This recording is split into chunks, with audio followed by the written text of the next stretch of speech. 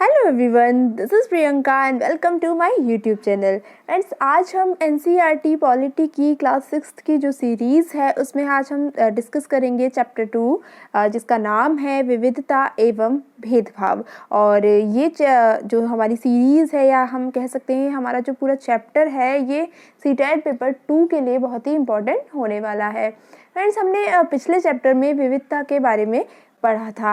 अब देखिए, कई बार क्या होता है, जो लोग दूसरों से थोड़े से अलग होते हैं उन्हें चिढ़ाया जाता है, उनका मजाक उड़ाया जाता है, या फिर उन्हें कोई भी एक्टिविटी या जो ग्रुप्स होते हैं उनमें शामिल नहीं किया जाता।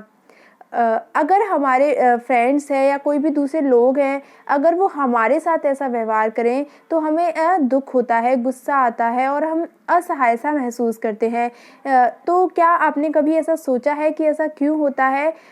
और तो फ्रेंड्स देखिए, जो आज का चैप्टर है इसमें हम यही समझने की कोशिश करेंगे कि ऐसे जो अनुभव होते हैं, ऐसे जो एक्सपीरियंस होते हैं, वो हमारी सोसाइटी से और हमारे जो आसपास मौजूद असमानताएं हैं उनसे किस प्रकार से जुड़े हुए हैं।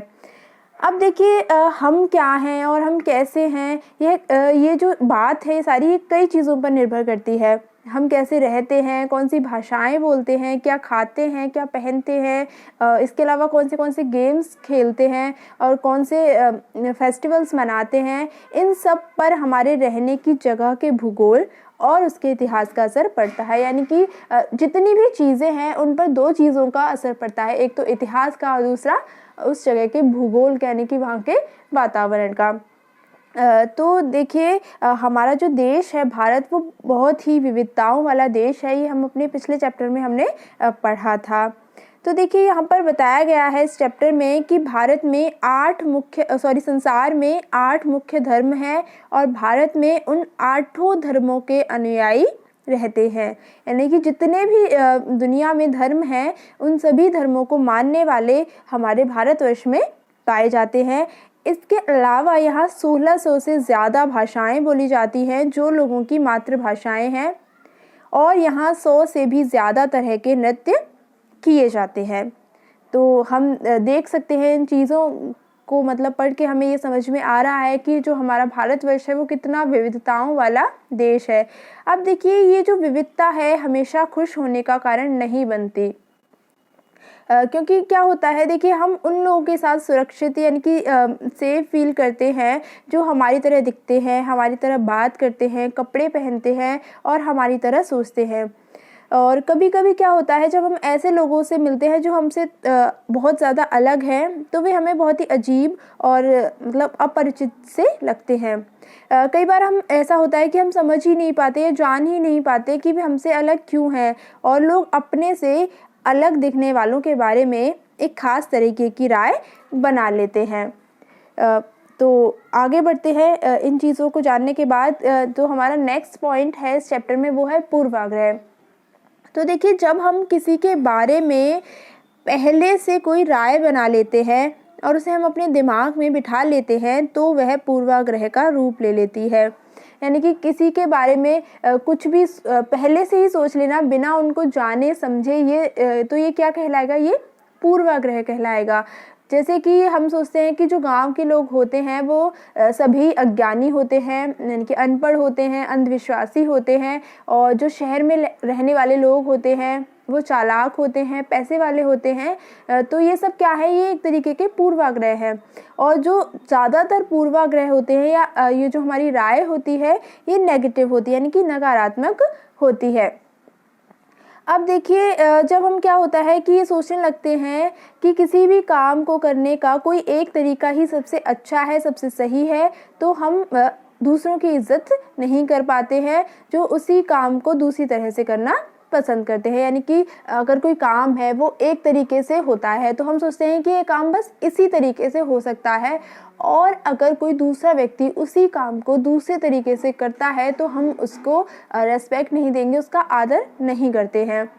जैसे कि अगर हम सोचें कि जो इंग्लिश है वो सबसे अच्छी भाषा है और जो बाकी की जो लैंग्वेजेस हैं वो उतनी ज़्यादा इम्पोर्टेंट नहीं है, तो जो दूसरी भाषाएं हैं हम उनको बहुत ही नकारात्मक रूप से देखेंगे, और तो इसके परिणाम स्वरूप क्या होगा तो हम उन लोगों की इज़्ज़त नहीं करेंगे जो इंग्लिश के अलावा जो दूसरी लैंग्वेज बोलते हैं, हम उन लोगों की इज़्ज़त नहीं करेंगे। अब देखिए क्या होता है कि हम कई चीज़ों के बारे में पूर्वाग्रही हो सकते हैं, जैसे कि लोगों के धार्मिक विश्वास, उनका जो कॉम्प्लेक्शन यानी कि वो किस तरीके गोरे हैं, काले हैं, सांवले हैं, इस तरीके से, या वो किस क्षेत्र से आ रहे हैं, कहाँ से बिलोंग कर रहे हैं, या किस तरीके से बोलते हैं, किस तरीके के कपड़े पहनते हैं, इन चीज़ों के बारे में हम वो राय अपनी बना लेते हैं, यानी कि अपने पूर्वाग्रह बना लेते हैं। और कई बार क्या होता है, ये जो हमारे पूर्वाग्रह होते हैं ये इतने पक्के होते हैं कि हम उनसे दोस्ती तक नहीं करना चाहते, और इस वजह से क्या होता है, कई बार हमारा जो बिहेवियर होता है वो ऐसा हो जाता है कि हम उन लोगों को दुख पहुंचा देते हैं। तो फ्रेंड्स, ये था पूर्वाग्रह। अब हमारा जो इस चैप्टर में नेक्स्ट पॉइंट है वो है लड़के और लड़की में भेदभाव। तो देखिए, जो समाज है हमारी जो सोसाइटी है, यहाँ पर लड़के और लड़कियों में कई तरीके से भेदभाव किया जाता है, और हम सभी जानते हैं कि ये किस तरीके का भेदभाव होता है। अब देखिए, कई बार क्या होता है कि ये माना जाता है कि लड़कों को रोना नहीं चाहिए, ठीक है। जैसे कि अगर कोई छोटा बच्चा है, यानी कि एक बॉय है, तो वो क्या होगा, अगर वो गिर जाएगा, अगर उसको गिरने पर चोट लग जाएगी, तो जो उसके घर के बड़े लोग होंगे, उसके जो पेरेंट्स होंगे, वो कहेंगे कि चुप हो जाओ, रो मत, तुम तो लड़के हो, और लड़के तो बहादुर होते हैं, रोते नहीं हैं। तो जैसे जैसे बच्चे बड़े होते जाते हैं, वो ये बिलीव करने लगते हैं, उनका ये विश्वास हो जाता है कि लड़के रोते नहीं हैं। यहाँ तक कि अगर वो किसी लड़के को अगर रोना आ भी रहा है तो वो अपने आप को रोक लेता है, क्योंकि लड़का ये मानता है कि रोना कमज़ोरी की निशानी है। हालांकि ये होता है कि लड़के और लड़कियों दोनों को कभी कभी रोने का मन करता है, खासकर जब उन्हें किसी बात पर गुस्सा आए या उन्हें कहीं दर्द हो। लेकिन बड़े होने तक लड़के सीख जाते हैं या अपने को सिखा लेते हैं कि रोना नहीं है। और अगर कोई बड़ा लड़का है तो अगर वो रोए तो उसे ये लगेगा कि दूसरे जो लोग हैं उसको चिढ़ाएंगे, उसका मजाक बनाएंगे कि तुम लड़के होकर रो रहे हो, इसलिए वह दूसरों के सामने अपने आप को रोने से रोक लेता है। और देखिए फ्रेंड्स, हम लगातार ये सुनते रहते हैं कि लड़के ऐसे होते हैं, लड़कियां ऐसी होती हैं, मतलब कुछ विशेषताएं बता दी जाती हैं कि अगर ये विशेषताएं तो लड़कियों के लिए ही हैं और बाकी की जो है वो लड़कों के लिए। इस तरीके की मान्यताएं हमारे समाज में बहुत ज़्यादा हैं, और हम बचपन से इन चीज़ों को सुनते आ रहे हैं। तो क्या होता है कि हम इन पर बचपन से ही विश्वास कर लेते हैं, बिना तर्क किए, बिना किसी मतलब कोई भी बात पे सवाल उठाए। अब देखिए, हमारा व्यवहार जो होता है वो भी इसी के अनुसार ही बनता चला जाता है, और हम एक इमेज बना लेते हैं कि ये लड़के की इमेज है, ये लड़की की इमेज है, इस तरीके का व्यवहार लड़के करेंगे और इस तरीके का लड़कियां करेंगी। तो हमारे जो समाज है इसमें ये जो भेदभाव है वो बहुत ही बना हुआ है। कि लड़कियों के बारे में अगर हम बात करें तो ये बोला जाता है कि लड़कियां बहुत ही कोमल स्वभाव की होती हैं, बहुत ही मीठे स्वभाव की होती हैं, सुशील होती हैं। इस तरीके की बातें उनको बचपन से सिखाई जाती हैं। तो ये था भेदभाव। अब हमारा जो नेक्स्ट पॉइंट है वो है इस चैप्टर में रूढ़िबद्ध धारणाएं बनाना। तो देखिए, रूढ़िबद्ध धारणाएं बनाना क्या है कि जब हम सभी लोगों को एक ही छवि में बांध देते हैं, या फिर उनके बारे में कोई भी पक्की धारणा, यानी कि कोई भी हम राय बना लेते हैं कि ये तो इसी तरीके के होते हैं, तो उसे हम क्या कहेंगे, उसे हम रूढ़िबद्ध धारणा कहते हैं। जैसे कि कई बार क्या होता है कि हम किसी खास देश, धर्म या लिंग के होने के कारण किसी को कंजूस, अपराधी या बेवकूफ़ ठहराते हैं। तो उनके बारे में हमने अपने मन में एक पक्की धारणा बना ली है, इस वजह से ऐसा हो रहा है। तो लेकिन देखिए क्या होता है, हर देश में, धर्म में कंजूस, अपराधी और बेवकूफ़ लोग होते हैं। लेकिन क्या होता है कि हम अपने मन में बना लेते हैं कि नहीं, उस देश के लोग इस तरीके के होते हैं या उस धर्म में इस तरीके के लोग पाए जाते हैं। तो ऐसी हमने अपने मन में धारणा बना ली है, ठीक है। अब देखिए, रूढ़िबद्ध धारणा में क्या होता है, बहुत बड़ी संख्या में लोगों को एक ही प्रकार का मान लिया जाता है। जैसे कि पहले ये माना जाता था कि जो प्लेन उड़ाने का काम है वो लड़कियां नहीं कर सकती है, मतलब इस काम को सिर्फ लड़के ही कर सकते हैं। और ये जो राय है, इन सब इन सब चीज़ों का असर हमारी पूरी सोसाइटी पर पड़ता है। और ये जो धारणाएं होती हैं हमें कई बार ऐसे काम करने से रोकती हैं जिनको करने की हमें काबिलियत है, जिनको हम कर सकते हैं, लेकिन समाज ने ऐसे अपने मन में धारणा बना ली है कि कुछ काम ऐसे हैं जो लड़कियां कर ही नहीं सकती हैं। तो ये क्या है, ये हैं सारी रूढ़िबद्ध धारणाएं। अब देखिए कई बार क्या होता है कि मुसलमानों के बारे में ये धारणा बना ली जाती है कि वो लड़कियों को पढ़ाने में रुचि नहीं लेते हैं, इसलिए वो लड़कियों को स्कूल नहीं भेजते हैं। लेकिन जो स्टडीज़ हुई हैं उनमें ये दिखाया गया है कि मुसलमानों की जो गरीबी है वो इसका एक महत्वपूर्ण कारण है, और गरीबी की वजह से ही वो लड़कियों को स्कूल नहीं भेज पाते या जल्दी ही स्कूल से निकाल लेते हैं। तो ये भी एक रूढ़िबद्ध धारणा का उदाहरण है। अब चलिए आगे बढ़ते हैं। नेक्स्ट पॉइंट है हमारा यहाँ पर असमानता एवं भेदभाव। तो देखिए भेदभाव क्या है।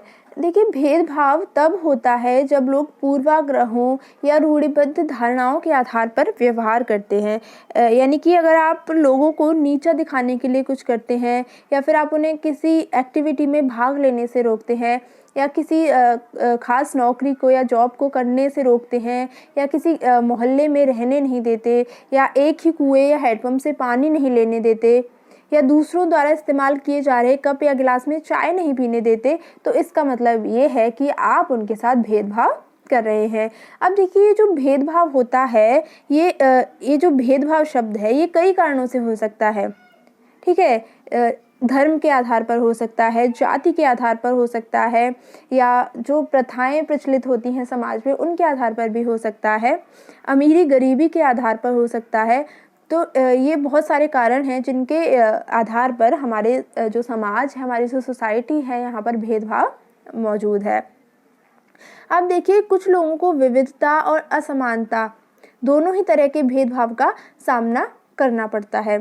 जैसे किसी एक लोगों को क्या लगता है कि ये वाली जो जैसे कुछ त्योहार हैं वो सिर्फ उन्हें लगता है कि हमारे लिए ही है, ये दूसरे लोग नहीं कर सकते। या अगर कोई ये कुएं वाली जो बात हो गई, आपने बहुत सारी स्टोरीज़ में पढ़ा होगा कि जो ऊंची जाति के लोग होते हैं वो खुद को ऊंचा मानते हैं, और नीची जाति के जो कुछ लोगों को मानते हैं जो नीचा कार्य करते हैं, तो उनको पानी नहीं भरने देते। इस तरीके की बहुत सारी चीज़ें हैं।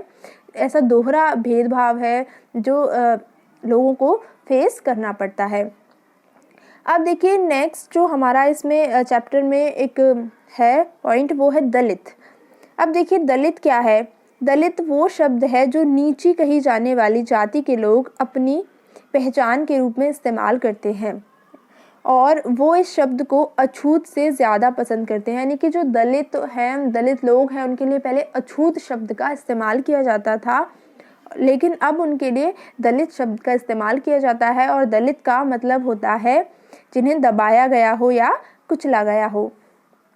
अब देखिए दलितों के अनुसार ये शब्द ये दर्शाता है कि कैसे सामाजिक पूर्वाग्रहों और भेदभाव ने दलित लोगों को दबा कर रखा है, और सरकार ऐसे लोगों को अनुसूचित जाति के वर्ग में रखती है। किस वर्ग में रखती है? अनुसूचित जाति के वर्ग में रखती है।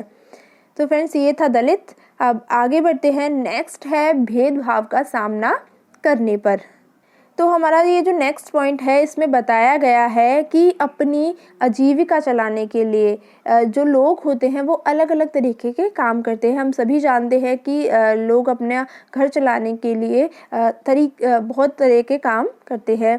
जैसे कि कुछ लोग पढ़ाते हैं यानी कि टीचर होते हैं, कुछ बर्तन बनाते हैं, मछली पकड़ते हैं, कुछ बढ़ईगिरी का काम करते हैं, कुछ खेती करते हैं। तो इस तरीके से अलग अलग काम करते हैं। लेकिन कुछ काम ऐसे होते हैं जिन्हें दूसरों के मुकाबले अधिक महत्वपूर्ण माना जाता है। ठीक है, अब देखिए सफाई करना, कपड़े धोना, बाल काटना, कचरा उठाना, ये ऐसे काम हैं जिन्हें समाज में कम महत्व का माना जाता है, और जो लोग इन कामों को करते हैं उन्हें गंदा और अपवित्र माना जाता है। और यही है जो जाति व्यवस्था का एक बहुत ही महत्वपूर्ण पहलू है। और जाति व्यवस्था में लोगों के जो समूह हैं उनको एक सीढ़ी के रूप में रखा गया है। यानी कि जैसे सीढ़ियाँ होती है ना एक के ऊपर एक, उस तरीके से जाति व्यवस्था में लोगों को रखा गया है, जिसमें एक जाति दूसरी जाति के ऊपर है या नीचे है, यानी कि जैसे सीढ़ियाँ होती हैं एक के ऊपर एक, उस तरीके से यहाँ पर रखा गया है। अब देखिए जो लोग थे जिन्होंने इन सीढ़ियों में अपने आप को सबसे ऊपर रखा, वो अपने को ऊंची जाति का और उत्कृष्ट मानते थे, और जिन लोगों को या जिन समूहों को इस सीढ़ी के नीचे हिस्से में रखा गया उनको अछूत और अयोग्य कहा गया। और देखिए ये जो जाति प्रथा है इसके नियम बिल्कुल निश्चित थे, यानी कि जो अछूत थे, जो जिन लोगों को अछूत माना जाता था और वो जो कार्य करते थे उन्हें उस कार्य के अलावा कोई भी दूसरा काम करने की इजाज़त नहीं थी। जैसे कुछ समूह थे या कुछ जाति कह लीजिए, उनको सिर्फ कचरा उठाने और मरे हुए जानवरों को गांव से हटाने की इजाज़त थी, और उन्हें ऊंची जाति के लोगों के घर में घुसने, गांव के कुएं से पानी लेने और यहाँ तक कि मंदिरों में घुसने की भी इजाज़त नहीं थी। उनके बच्चे दूसरी जाति के बच्चों के साथ स्कूल में भी नहीं पढ़ सकते, यानी कि बैठ भी नहीं सकते थे। तो इस तरह ऊंची जाति के जो लोग थे उनको जो अधिकार हासिल था उसमें उन्होंने मतलब उन अधिकारों से उन्होंने जो अछूत थे, जो जिनको वो अछूत मानते थे, उन लोगों को उन्होंने उनसे वंचित रखा। तो आगे हम इस चैप्टर में ये भी पढ़ेंगे कि भारत की एक मशहूर हस्ती थी, उनको भी भेदभाव का सामना करना पड़ा था और उन्होंने कैसे इस भेदभाव का विरोध किया वो हम आगे जानेंगे। तो फ्रेंड्स देखिए, वो जो महान हस्ती थी वो थे डॉक्टर भीमराव अंबेडकर, और ये थे भारत के एक महान नेता थे। तो इन्होंने क्या किया, इन्होंने अभी इस यहाँ पर बताया है कि जाति व्यवस्था पर इनका जो अनुभव था, यानी कि जाति के आधार पर इनके साथ जो भेदभाव हुआ था वहाँ उन्होंने अपना एक्सपीरियंस बताया है। और ये जो अनुभव था उनको 1901 में हुआ था, जब वो केवल 9 साल के थे। तो देखिए हुआ क्या था, देखिए जब वो 9 साल के थे तो वो महाराष्ट्र में कोरेगांव में अपने भाइयों के साथ अपने फादर से मिलने गए थे। तो वो बताते हैं कि उन्होंने काफ़ी देर वेट किया, लेकिन 1 घंटा बीत गया। तो वो स्टेशन पे अपने फादर का वेट कर रहे थे। तो स्टेशन मास्टर ने उनसे पूछा कि कहाँ से आए हो, मतलब इस तरीके से पूछा, और उनसे टिकट मांगे। तो उन्होंने टिकट दिखाए और स्टेशन मास्टर ने उनसे पूछा कि वो वहाँ पर क्यों रुके हुए हैं। तो उन्होंने बताया कि हमें कोरेगांव जाना है, तो हम अपने फादर का वेट कर रहे हैं, लेकिन कोई भी यहाँ पर हमें लेने अभी तक नहीं आया है, और उन्हें ये भी नहीं पता था कि कोरेगांव कैसे पहुँचते हैं। तो अंबेडकर साहब बताते हैं कि उन्होंने बहुत ही अच्छे कपड़े पहन रखे थे, और उनके कपड़े और उनके बोलने के ढंग से कोई भी अंदाज़ा नहीं लगा सकता था कि वो अछूतों के बच्चे थे। तो स्टेशन मास्टर को ये लगा कि वो ब्राह्मण के बच्चे हैं। तो उन्होंने उनसे पूछा कि वो कौन है। तो उनके मुंह से एकदम से निकल गया कि हम महार हैं। तो देखिए जो मुंबई प्रांत था उसमें महार समुदाय को अछूत माना जाता था, यानी कि महार जाति के जो लोग होते थे वहाँ पर उनको महाराष्ट्र में अछूत माना जाता था। तो जो स्टेशन मास्टर थे उनको एकदम से धक्का लगा और वो बहुत ही भौचक्के से रह गए, और उनके जो फेस एक्सप्रेशन थे वो भी चेंज हो गए, और उन्होंने उन बच्चों को मतलब एक तरीके से घृणा की भावना से देखना स्टार्ट कर दिया। जैसे ही उन्होंने उनके मुंह से महार का नाम सुना तो वो अपने जो स्टेशन मास्टर थे वो वापस लौट गए। तो उसके बाद जो अंबेडकर थे और उनके जो भाई थे वो वहीं पर खड़े रहे 15-20 मिनट, इस बात को बीत गए। इसके बाद वो बताते हैं कि बिल्कुल शाम होने वाली थी, बिल्कुल अंधेरा होने वाला था, लेकिन फिर भी उनके फादर उनको स्टेशन पर लेने नहीं आए थे, और जो स्टेशन मास्टर थे वो भी उन्हें छोड़कर चले गए थे। तो इस बात से वो काफ़ी घबरा गए थे, और वो बताते हैं कि यात्रा के स्टार्टिंग में जो खुशी और उत्साह की भावना थी उनके अंदर, तो उसकी जगह बहुत ही उदासी आ गई थी। अब आधे घंटे के बाद जो स्टेशन मास्टर थे वो वापस लौटकर आए और उनसे पूछा कि तुम क्या करने की सोच रहे हो। तो बच्चों ने कहा कि अगर हमें किराए पर एक बैलगाड़ी मिल जाती तो हम कोरेगांव जा सकते हैं, क्योंकि कोरेगांव वहाँ से ज़्यादा दूर नहीं था। वहाँ पर देखिए जो स्टेशन था वहाँ पर बहुत सारी बैलगाड़ियाँ चल रही थी किराए पर, लेकिन जैसे ही उनको पता लगा कि वो महार जाति के हैं तो कोई भी बैलगाड़ी वाला उनको अपनी गाड़ी में बिठाना नहीं चाहता था, क्योंकि उन्हें लगता था कि महार जाति के लोगों को बिठाने से जो उनकी गाड़ी है वो गंदी और नीची हो जाएगी। तो अंबेडकर साहब बताते हैं कि वो दुगना किराया देने को तैयार थे, लेकिन फिर भी कोई भी गाड़ी वाला उन्हें अपनी गाड़ी में बिठाने के लिए तैयार नहीं हुआ। तो उन्हें उस समय एहसास हुआ कि पैसा ही सब कुछ नहीं होता है, मतलब उन्हें मतलब इस तरीके से आया मन में कि हमारा जो देश है यहाँ पर कितनी भेदभाव है, जाति व्यवस्था का कितना ही बहुत ही बुरा असर उन्हें देखने को मिला।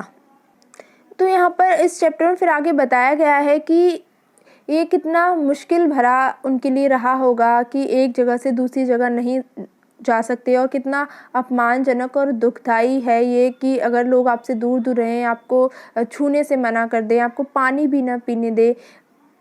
तो इस तरीके की जो चीज़ें हैं वो जाति व्यवस्था के मतलब दुष्प्रभाव हैं जो हमें देखने को मिलते हैं। अब देखिए जो भीमराव अंबेडकर साहब थे उनके बारे में थोड़ा सा यहाँ पर और बताया गया है कि अंबेडकर साहब को भारतीय संविधान के पिता और दलितों के सबसे बड़े नेता के रूप में जाना जाता है।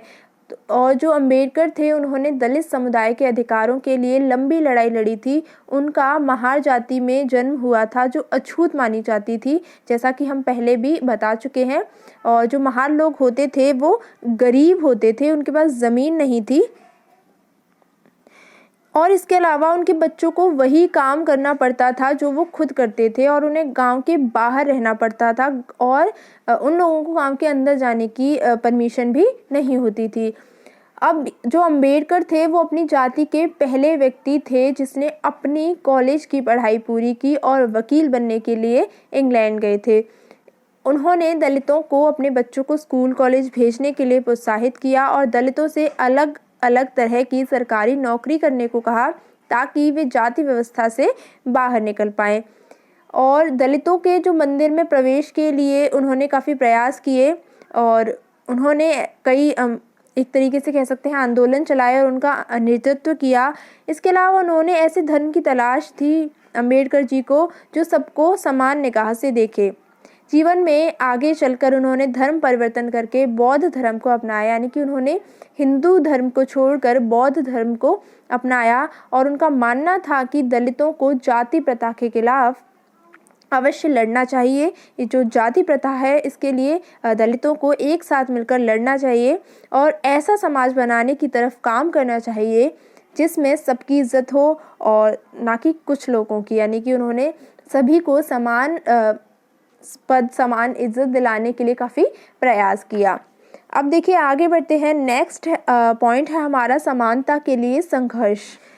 तो देखिए फ्रेंड्स, ब्रिटिश शासन से आज़ादी पाने के लिए जो संघर्ष किया गया उसमें समानता के लिए किया गया संघर्ष भी शामिल था, यानी कि समानता के लिए किया गया संघर्ष भी उसमें शामिल था।